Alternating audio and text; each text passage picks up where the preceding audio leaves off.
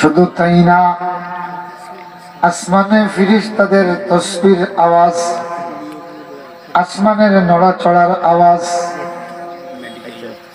এইটা যেমন শুনতেন এই পৃথিবীর যত মখলুক, এমনকি পাথরের তসবির আওয়াজ আল্লাহ রসুল শুনতেন। একটু জোরে খাও, খুশি হয়ে খাও সুবহানাল্লাহ। كان النبي صلى الله عليه وسلم بيده حصيات।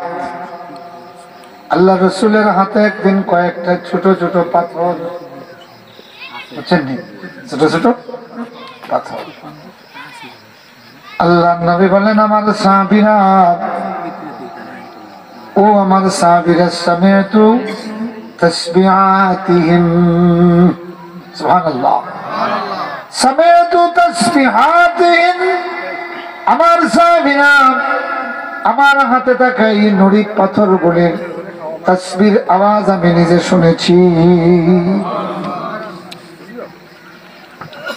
কার তাসবিহ পড়ে?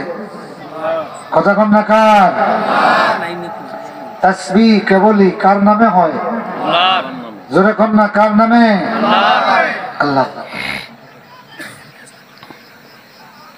শুধু তাই নয়, আরেক দিনের ঘটনা, সুবহানাল্লাহ।